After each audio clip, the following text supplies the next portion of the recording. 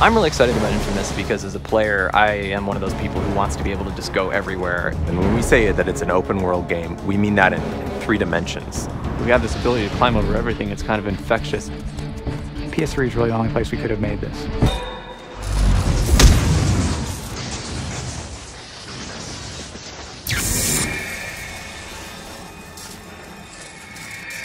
PlayStation 3 is kind of like a very deep well, and I have never seen the bottom of it yet, performance-wise. So it's a pleasure to have that freedom, to create a game where you're really limited by your imagination and the hardware is not this roadblock that it used to be. It's a large, interactive streaming world with tons of characters, tons of content, and we certainly take good advantage of the hard disk that's there to be shuttling all this information in. But perhaps the most important aspect of it for us is the cell processor. It's this mind-boggling number of calculations that are going into how to get everybody's feet and body lean in the correct place. And on top of that, it's doing visibility, it's doing a whole bunch of our skinning and animation code, it's doing particle systems. And all of this stuff has been crafted and created to run specifically on the cell processors. There are layers and layers of animations. It's something that the PlayStation 3 and our engine actually allows us to really take advantage of, is just layering those and not having to worry about the overhead associated with that. Allows us to do some very creative things and some very expressive things.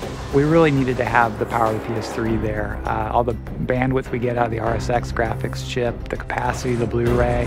When we're making this game for the PS3, we're constantly amazed by how much the technology allows us to add a lot more. It's cool.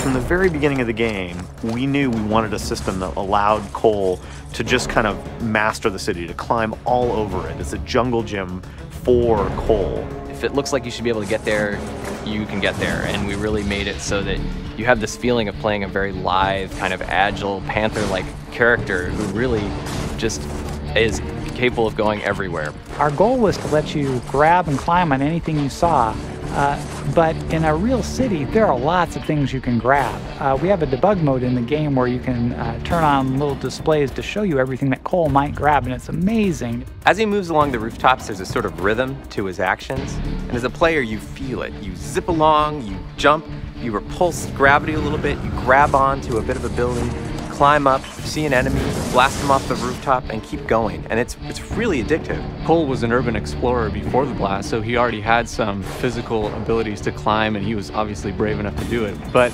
now that he's electrically powered, he's even more able to take advantage of that. It kind of amps him up even more. We had to work really, really hard on figuring out what the player really intended when they're jumping through the air. Are they actually trying to grab that ledge, or are they trying to grab the ledge next to that? We call it reading the player's mind through his thumbs. We've been pretty successful with it, and it makes the game really fun to play because it doesn't feel like you're using the controller. If we do our job right, then the controller disappears. You don't think about it at all. You just do what you want to do, and it happens. If you had control of electricity, what would you do? One of the reasons we decided to make Cole an electrically based superhero is that electricity is all around you when you're in the city. You see power lines everywhere, you see light poles, you see junction boxes on the wall. So wherever Cole goes, he's kind of really in his milieu. And our character draws electricity out of the power grid, and it fuels his powers. And of course, because we chose electricity, we could go really deep on that one subject. We've modeled all the metal in the world to conduct electricity, to jump between objects and zap people, zap enemies. We knew we really wanted him to be able to do these when hanging off the side of a pole, when standing on a bar, balancing on a bar, even when hanging from the edge of a ledge. And so we really put a premium on making sure that he could do all those things and he could fluidly move from jumping and landing to immediately shooting. What we chose to do was pick the power for the hero around what would be really fun in a video game context, and then build the world and the guy's personality and everything around that one choice. Because we're making a superhero game, or a guy with superpowers, it really seemed like we need to give you this opportunity to be heroic, to make choices that were sort of for the greater good, at the expense of maybe something you might want. And for you to make a choice that feels heroic, you need to be given the option to be a total jerk, to be selfish. Otherwise, there is no choice. The more you use your powers for good things, you'll find that your powers start offering you opportunities to maybe be more precise with your attacks. On the flip side, the more evil you are, the more grand and destructive your powers will become kind of on a course way. And that's kind of our desire to really give the player this experience of, hey, it's the path I'm choosing that matters. The people in Empire City, the people that you're helping, they'll remember if you're a jerk. They'll remember if you're a nice person. And that'll affect how you get to play the game in the future. If they like you, they actually might lend a hand with some of the things you need to do.